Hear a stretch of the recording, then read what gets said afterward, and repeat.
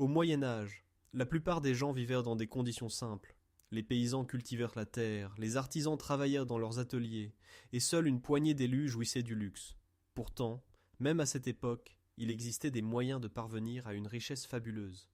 Qu'impliquait d'être un riche médiéval, et de quelle manière était-il possible de s'enrichir en ces temps anciens?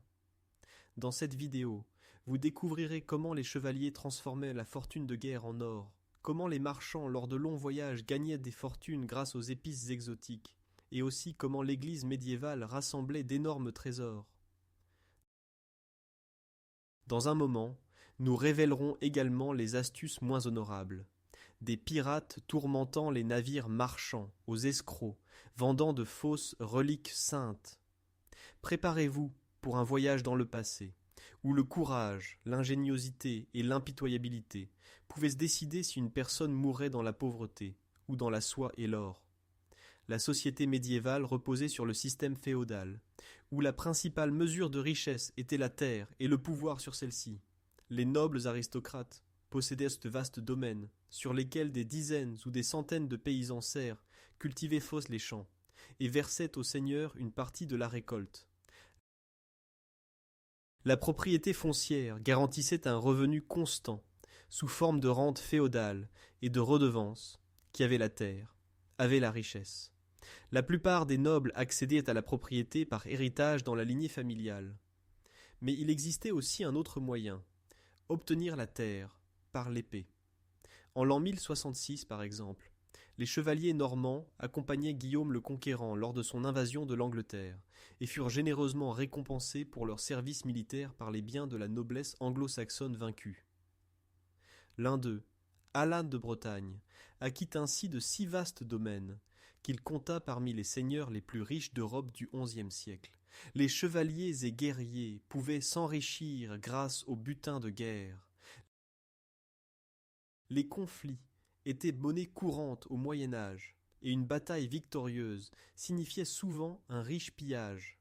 Quand une armée conquérait un château ou une ville, les vainqueurs prenaient les objets de valeur, les chevaux, les armes, les tissus précieux et les bijoux. Imaginons un pillard viking qui attaque un riche monastère sur la côte. En une seule journée, il emporte des calices d'or, des reliefs d'argent et des coffres pleins de pièces. Plus de richesses qu'un paysan n'en gagnerait en toute une vie. De même, les croisés lors de la 4e croisade, en l'an 1204, conquirent Constantinople et emportèrent chez eux des trésors d'une valeur inestimable. Le butin de guerre pouvait faire d'un simple chevalier un homme riche, s'il avait assez de courage et de chance pour s'emparer de quelque chose de précieux. Un moyen encore plus lucratif de gain en guerre était la rançon pour les prisonniers. Au lieu de tuer, il était rentable de capturer un adversaire noble et d'exiger une forte rançon pour lui. Selon les chroniques de l'époque, la capture d'un noble riche comptait parmi les moyens les plus rapides de parvenir à la fortune. Par exemple, après les batailles de la guerre de Cent Ans, certains simples archers obtinrent une petite fortune quand ils capturèrent un chevalier français et reçurent pour sa libération une somme égale à plusieurs années de revenus d'un petit domaine. Un cas célèbre est celui du roi anglais, Richard Cœur de Lion. En l'an 1192, il tomba en captivité lors de son retour de croisade, et pour sa libération fut exigée une rançon astronomique d'environ 150 000 marks d'argent. Même si ce furent ses sujets qui payèrent, et non les ravisseurs eux-mêmes, cela illustre la valeur que la société médiévale attribuait aux prisonniers importants. Pour les guerriers plus modestes, la chance de capturer un seigneur riche représentait une loterie attrayante. Un seul heureux coup sur le champ de bataille pouvait signifier l'indépendance financière à vie. Certains soldats à succès parvinrent à élever l'art guerrier au rang d'entreprise lucrative.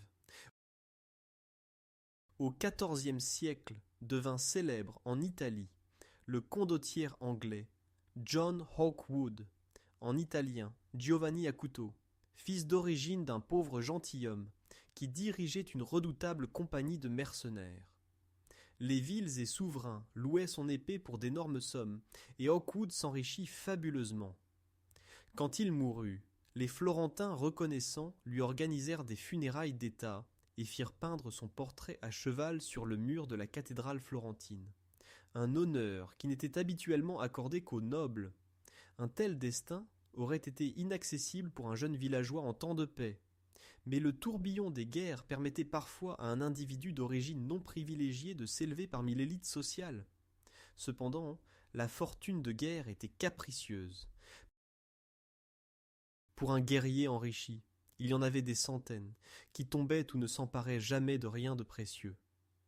Néanmoins, beaucoup de jeunes hommes de familles pauvres choisissaient la voie du chevalier ou du mercenaire précisément dans l'espoir d'obtenir richesse et position grâce à l'épée.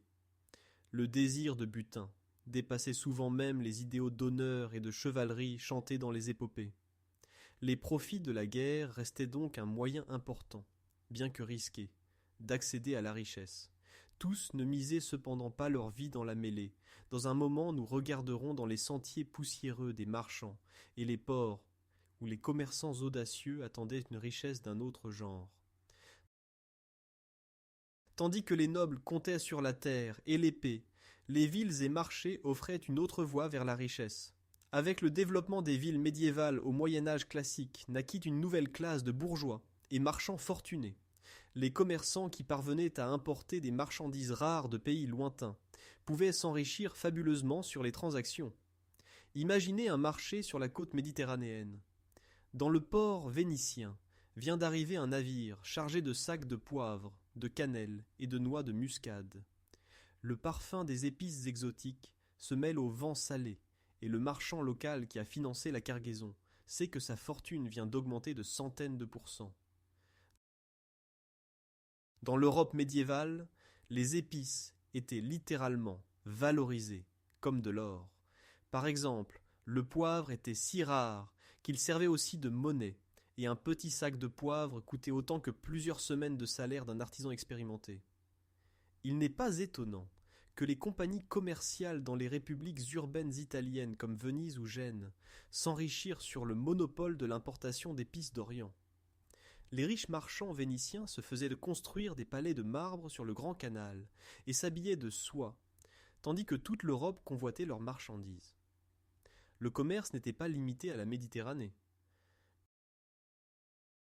Par voie terrestre, des caravanes de marchands traversèrent l'Europe et l'Asie, transportant des tissus précieux, des épices, des métaux précieux ou des fourrures.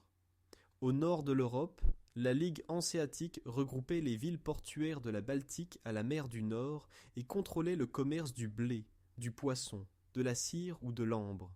Les marchands hanséatiques de Lübeck ou Hambourg devenaient si riches qu'ils pouvaient se permettre de construire de somptueux hôtels de ville et cathédrales, comparables aux œuvres des rois. Les terres tchèques aussi se trouvaient au carrefour des routes commerciales. Par exemple, à travers Prague, coulaient au XIVe siècle des flux de marchandises entre l'Europe occidentale et la Pologne ou la Hongrie, et les commerçants locaux s'enrichissaient des droits de douane et du change de monnaie. Pour réussir dans le commerce, il fallait du courage pour prendre des risques, mais aussi de l'ingéniosité. Les marchands médiévaux créaient souvent des sociétés commerciales et partageaient les risques. L'un investissait un navire, l'autre les marchandises, le troisième assurait les débouchés. Si le navire faisait naufrage ou était attaqué par des pirates, la perte était partagée. Mais si tout se passait bien, le profit attendait tous les participants. L'esprit d'entreprise payait.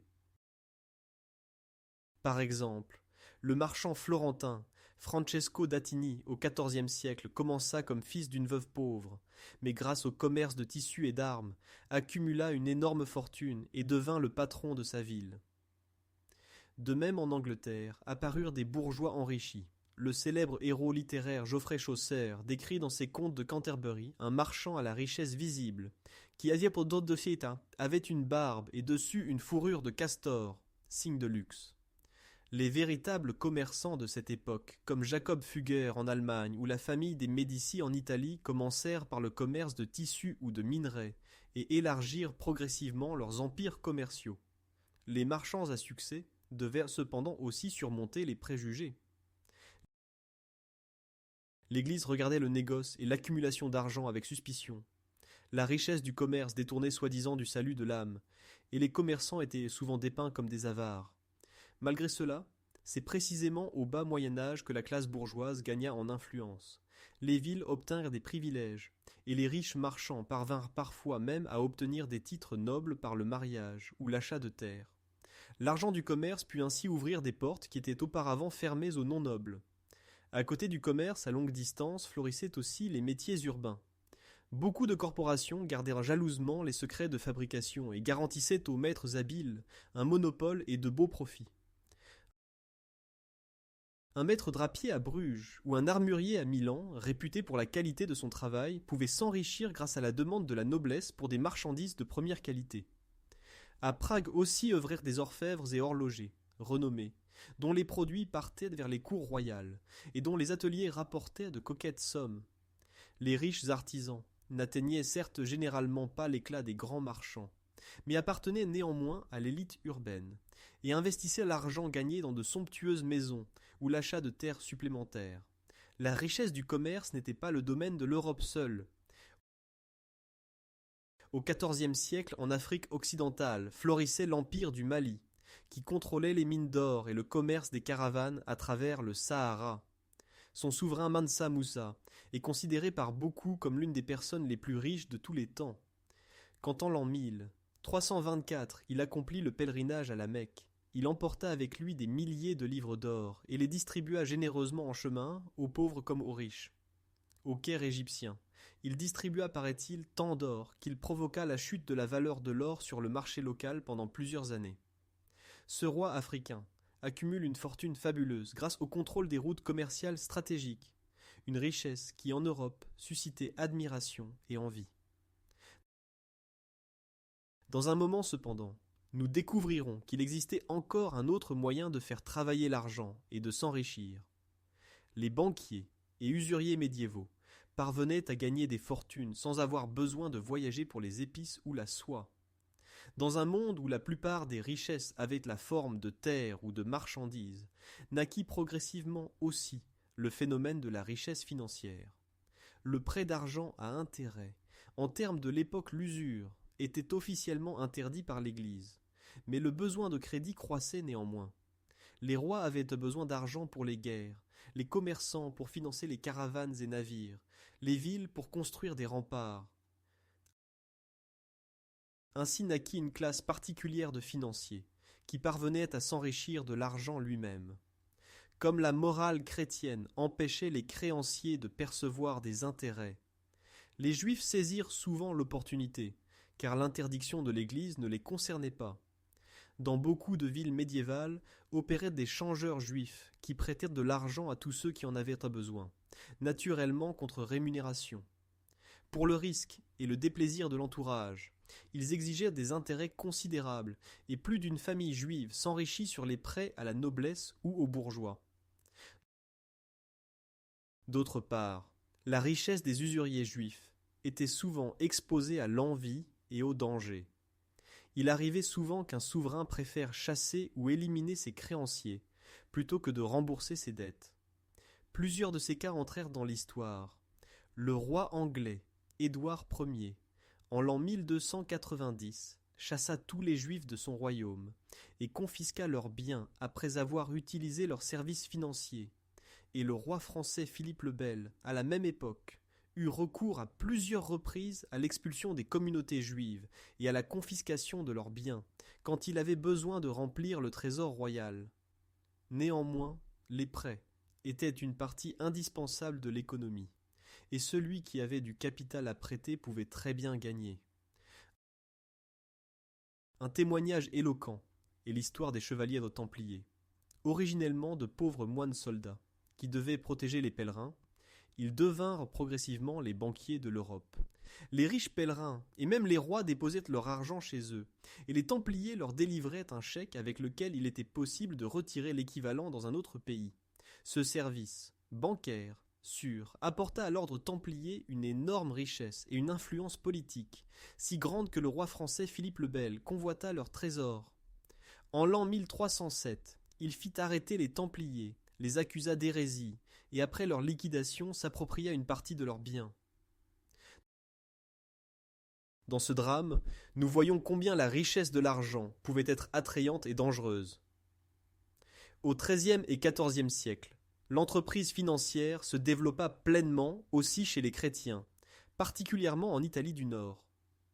Dans les familles portuaires et bancaires de Gênes, Florence ou Venise, naquirent les premières vraies banques. Les marchands y découvrirent des moyens de contourner l'interdiction de l'usure. Par exemple, au lieu d'intérêts directs, ils utilisaient le change de monnaie et la majoration du cours, ou le rendement d'une participation commune. Les dynasties bancaires florentines, comme les Bardi et les Peruzzi, prêtèrent de l'argent aux rois de toute l'Europe.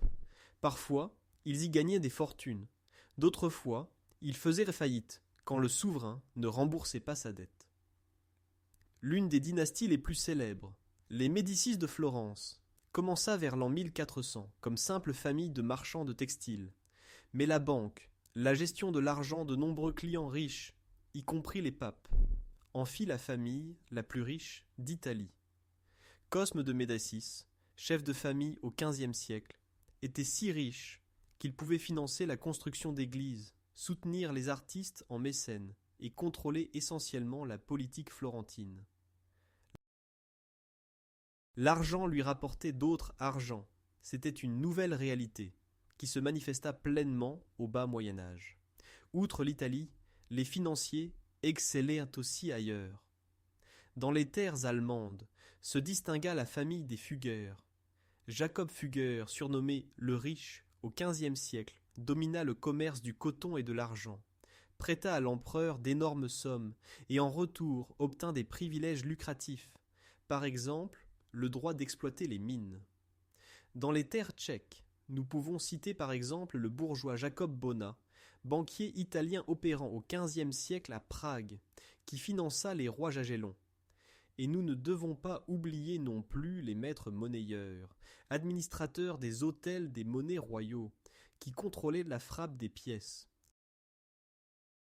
Qui contrôlait l'hôtel des monnaies pouvait s'enrichir en prélevant un morceau de valeur de chaque pièce frappée pour lui-même, le régal, droit du souverain, sur le profit de la frappe. Célèbre est l'exemple de Jakimov au début du XVIe siècle, où la famille Schlick s'enrichit sur la frappe de pièces d'argent. Mais c'est déjà la transition vers l'époque moderne. Les banquiers et changeurs médiévaux montrèrent que la richesse ne devait pas seulement venir de la terre ou des marchandises, mais pouvait aussi pousser d'un travail habile avec l'argent. Mais eux aussi étaient exposés au risque, que ce soit le risque de faillite ou les répressions politiques. La fragilité de ce type de richesse se manifesta par exemple en l'an 1345, quand firent faillite les banques florentines des Bardi et des Peruzzi, après que le roi anglais Édouard III eut refusé de rembourser ses emprunts. Beaucoup de déposants perdirent alors leurs économies, et la ville fut secouée par des troubles. Il apparut ainsi que l'argent pouvait apporter de gros gains, mais aussi de grosses pertes. Et puisque nous parlons de risques, non seulement les marchés et banquiers, mais aussi l'Église parvint à accumuler d'énormes richesses, bien que le chemin vers celle-ci passât par des valeurs tout à fait différentes. Dans un instant, vous découvrirez comment l'Église médiévale s'enrichit sur la foi de ses ouailles. Au premier regard, il pourrait sembler que l'Église et la richesse ne vont pas ensemble, car le christianisme prêchait la pauvreté d'esprit et la privation. Pourtant, l'Église médiévale devint l'institution la plus riche de son époque. Dès le haut Moyen Âge, les souverains et nobles dotaient généreusement les monastères et évêchés de terres, d'argent et de trésors. Ils croyaient ainsi s'assurer la faveur divine et le salut de l'âme. Ainsi, progressivement, l'Église s'éleva au rang de plus grand propriétaire féodal. On estime qu'à la fin du Moyen Âge, l'Église possédait jusqu'à un tiers de toutes les terres arables d'Europe occidentale. De chaque village partait la dîme, un dixième de la récolte, pour soutenir le curé local et l'Église, et indirectement donc dans le système ecclésiastique. À cela s'ajoutaient les dons des fidèles, les legs des riches mourants, et les indulgences, et nous obtenons la recette d'une énorme fortune. Les monastères servaient souvent de centres économiques. Par exemple, l'ordre cistercien était connu pour son habileté économique. Les moines fondèrent des moulins, des vignobles, élevaient des moutons et produisaient de la laine ou du vin qu'ils vendaient ensuite. La riche abbaye de Cluny en France avait déjà au XIIe siècle de tels revenus que son église de pierre rivalisait en architecture même avec les cathédrales, et les moines y célébrèrent les offices entourés d'autels d'or et de chandeliers d'argent. Les monastères tchèques aussi, comme par exemple Kladruby ou Zlata Koruna, possédaient des dizaines de villages, forêts et moulins, et leurs abbés recevaient une vénération comparable à celle de la noblesse. Une autre source de richesse de l'Église étaient les charges ecclésiastiques et les indulgences. Obtenir un poste d'évêque ou d'abbé signifiait avoir un revenu à vie des terres et redevances ecclésiastiques. Il n'est pas étonnant que se répandit l'abus appelé simonie, le trafic des charges ecclésiastiques. Les nobles fortunés n'hésitèrent pas à payer au pape ou au roi une forte somme pour que leur fils obtienne l'anneau épiscopal ou même le chapeau de cardinal. L'investissement se rentabilisait alors sous forme de dîmes et redevances des fidèles. Certains hauts dignitaires ecclésiastiques accumulaient ainsi des richesses personnelles que leur envirait un prince. Le pape d'Avignon Jean, 22e au 14e siècle, établit une administration financière minutieuse de l'Église, et son trésor percevait des redevances de chaque charge vacante ou lors de la nomination de nouveaux prêtres.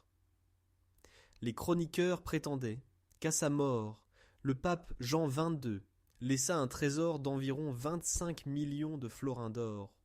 En réalité, c'était moins, mais il s'agissait tout de même d'une somme inimaginable qui montre la richesse de l'Église. Une pratique spirituelle très lucrative furent les indulgences. À l'origine, l'idée des indulgences devait aider les pénitents pour un don à l'Église ou l'accomplissement d'un pèlerinage. Ils pouvaient obtenir une réduction des peines pour leurs péchés. Avec le temps, cela devint un commerce du salut. L'Église commença à vendre systématiquement des lettres d'indulgence contre de l'argent, surtout quand elle avait besoin de financer quelque chose de grand, comme la construction d'un temple ou une croisade.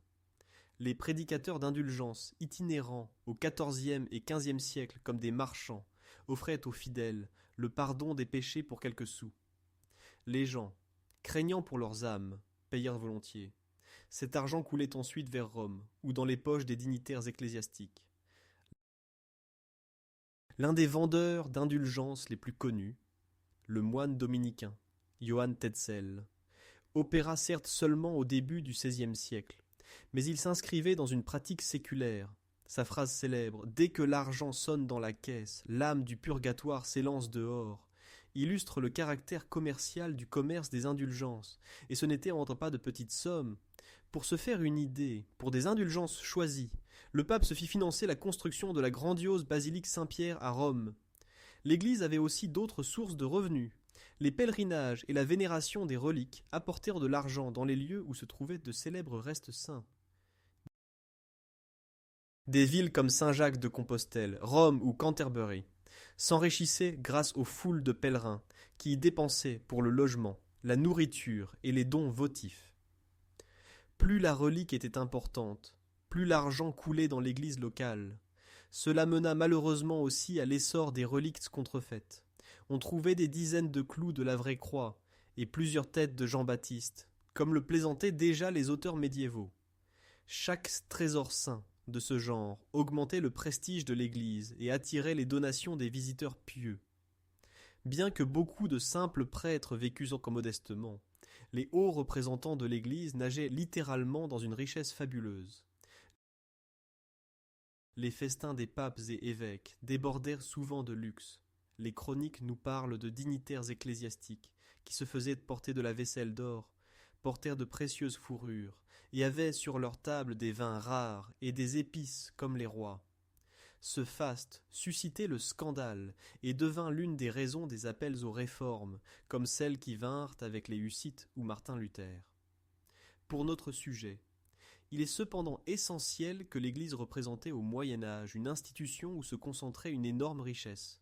Et cette richesse provenait de la foi de millions de gens ordinaires, de leurs modestes contributions, impôts et dons. Nous avons donc vu la richesse de la terre, de la guerre, du commerce, des finances et de la foi. Il reste encore un chapitre, le plus sombre, À côté de ces voies officielles vers l'enrichissement, existaient aussi ceux qui choisirent le crime et la ruse comme raccourci vers la richesse. Dans un moment, nous regarderons parmi les pirates, brigands et escrocs, qui n'hésitaient pas à violer la loi au nom d'un gros butin. Tous les riches du Moyen Âge ne parvinrent pas à la propriété par une voie honnête ou socialement reconnue. Certains décidèrent de prendre la richesse par la force ou la ruse, même au prix du crime. Le Moyen Âge connaissait aussi des entrepreneurs qui échangèrent la charrue ou les balances commerciales contre l'épée et le poignard pour piller et saccager. Les pirates sillonnèrent les mers de la Méditerranée à l'océan Arctique et attaquèrent les navires marchands.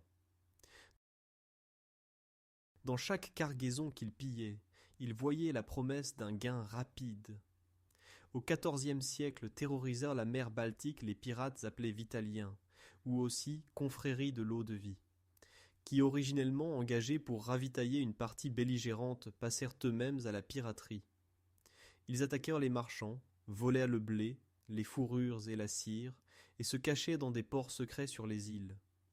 De même en Méditerranée opérèrent des corsaires, parfois chrétiens, d'autres fois musulmans, qui prenaient non seulement les marchandises, mais aussi les prisonniers, qu'ils vendaient ensuite en esclavage ou pour lesquels ils demandaient une rançon. Un pirate à succès pouvait durant une seule navigation acquérir des richesses qu'un marin honnête n'aurait pas gagnées en toute une vie. D'autre part, la piraterie était un métier extrêmement risqué. Dès que les pirates étaient pris, les attendaient à la corde ou une courte danse à la potence dans le port en avertissement aux autres. Sur terre, avaient un rôle similaire les brigands et chevaliers pillards. En temps troublé, par exemple pendant les guerres, certains hommes armés se détachèrent de la chaîne, attaquaient les villages, les caravanes de marchands ou les pèlerins, et prenaient ce qu'ils pouvaient. En Bohême, après les guerres hussites et ailleurs en Europe, beaucoup d'anciens mercenaires se changèrent en redoutables brigands qui firent de châteaux isolés leur base pour leurs raids. Le chevalier pillard Otto de Bergau ou les légendaires robritaires allemands, sous prétexte de percevoir un péage, pillaient sur le Rhin les bateaux qui passaient. Un tel bandit n'avait à respecter aucune loi, sauf la loi du plus fort. S'il évitait longtemps d'être pris, il pouvait accumuler une belle fortune sous forme d'argent volé, de bétail ou d'objets de valeur. Mais la fin était souvent peu glorieuse. Quand la paix arrivait et le pouvoir central se renforçait, il envoyait contre ces entrepreneurs une armée, et les châteaux des chevaliers pillards finissaient brûlés et détruits. Outre la violence ouverte, existaient aussi les voies de la fraude et de la tromperie. Le Moyen-Âge était plein de superstitions et de désirs de miracles, ce que certains individus astucieux surent utiliser pour leur propre enrichissement. Par exemple, la vente de fausses reliques était un business lucratif. Les marchands parcouraient les marchés avec des restes sains, qui en réalité provenaient par exemple d'animaux ou de fouilles. Main sanctuaire rural obtint ainsi un os de Saint-Jean ou une plume de l'archange Gabriel, et les fidèles confiants payaient pour pouvoir les vénérer. De même, les saltimbanques et charlatans itinérants offraient des élixirs miraculeux pour tous les maux. Une fiole de liquide coloré guérissait soi-disant la peste, la cécité et le cœur brisé. Naturellement, elle n'agissait pas.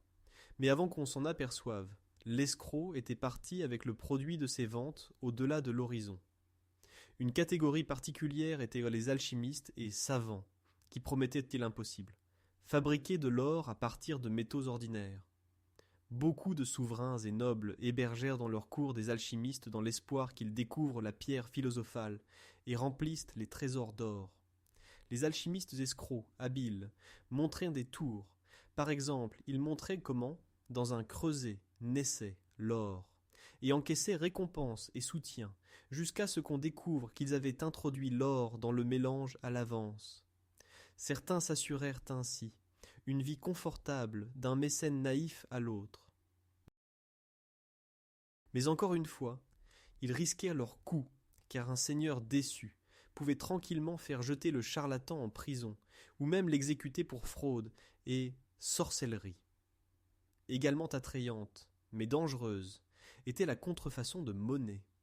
Les faux monnayeurs rognaient souvent les bords des pièces d'argent, et gardaient le mince ruban de métal précieux caché. Ils dépréciaient ainsi les pièces, mais obtenaient de l'argent pour eux.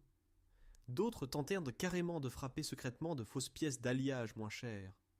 Les souverains punissaient cruellement de tels agissements. Pour attaque contre la monnaie royale, menaçaient dans certains pays même le bûcher ou l'ébouillantement. Les faux monnayeurs pouvaient donc s'enrichir rapidement, mais le prix de l'échec était littéralement mortel. Une méthode encore plus sombre pour s'approprier des biens était le chantage et les enlèvements. Comme nous l'avons déjà mentionné pour la rançon en guerre, même en temps de paix, il arrivait parfois qu'un noble désespéré enlève une riche veuve ou la fille d'un seigneur pour l'épouser de force et obtenir sa dot ou ses domaines.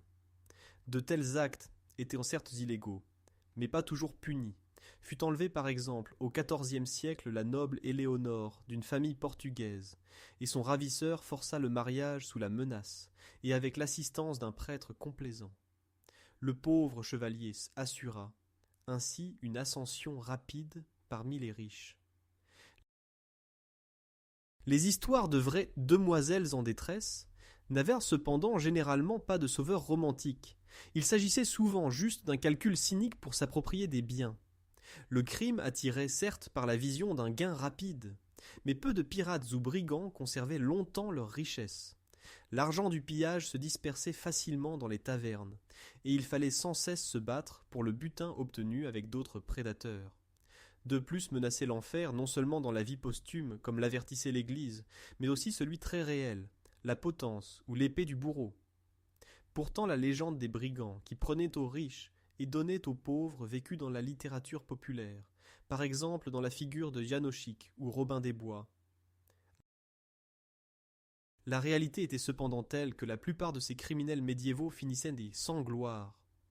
Nous avons maintenant parcouru peut-être tous les recoins des voies médiévales vers la richesse, des champs de bataille aux marchés et chambres bancaires, jusqu'aux trésors monastiques et repères de pirates. Que retenir de tout cela ? Aujourd'hui encore, des siècles plus tard, les histoires des riches médiévaux éveillent en nous admiration et réflexion. Les circonstances et règles du jeu ont changé. Au lieu des chevaliers, les entrepreneurs se battent pour la richesse dans les affaires. Au lieu des caravanes de marchands, nous avons des chaînes commerciales globales, et les banquiers ne sont plus des hérétiques suspects, mais les piliers de l'économie. Pourtant le désir de s'enrichir reste l'un des moteurs de l'action humaine, comme au temps des châteaux et cathédrales. Les gens médiévaux étaient là prêts à risquer la vie, l'honneur et même l'âme pour la vision de la richesse. L'époque actuelle a d'autres valeurs et d'autres possibilités. Nous n'avons plus besoin de partir avec l'épée sur le champ de bataille, ni de voyager 1 an vers les terres orientales pour quelques sacs d'épices. Mais la concurrence, l'ingéniosité et parfois aussi l'impitoyabilité accompagnent toujours la course à la richesse. En même temps, nous pouvons apprendre de l'histoire. Beaucoup de riches médiévaux payèrent finalement leur cupidité ou impitoyabilité, que ce soit les seigneurs dont les serfs révoltés brûlèrent la forteresse, ou les usuriers que leurs propres débiteurs renversèrent de leur piédestal. Aujourd'hui, la société est plus complexe et la justice plus accessible, mais nous résolvons sans cesse les questions de propriété et de morale, seulement sous d'autres formes. Réfléchir aux moyens médiévaux de s'enrichir nous rappelle ainsi que la richesse en elle-même n'existe jamais dans le vide. Cela dépend toujours à quel prix et dans quel but elle est obtenue. Il est aussi bon de réaliser que pour l'homme ordinaire, les possibilités de s'enrichir étaient très limitées au Moyen Âge. L'immense majorité des gens resta pauvre toute sa vie, attachée à la terre ou au métier en ville. Seule l'époque moderne avec l'industrie, l'éducation et l'état de droit apporta aux couches plus larges de la population la chance de s'élever par leur propre labeur. Même aujourd'hui cependant, la voie vers la richesse n'est pas facile et dépend toujours des circonstances et de l'ingéniosité de l'individu. Heureusement dans notre monde, il n'est généralement plus nécessaire de tirer l'épée ou de violer la loi, plutôt avoir une bonne idée, ne pas avoir peur du dur travail et avoir aussi un peu de chance de son côté. Merci d'avoir suivi jusqu'à la fin. Si la vidéo vous a plu, mettez-lui un like, s'il vous plaît, et partagez-la. Je serai content que nous revenions ensemble aux thèmes médiévaux la prochaine fois aussi. À bientôt.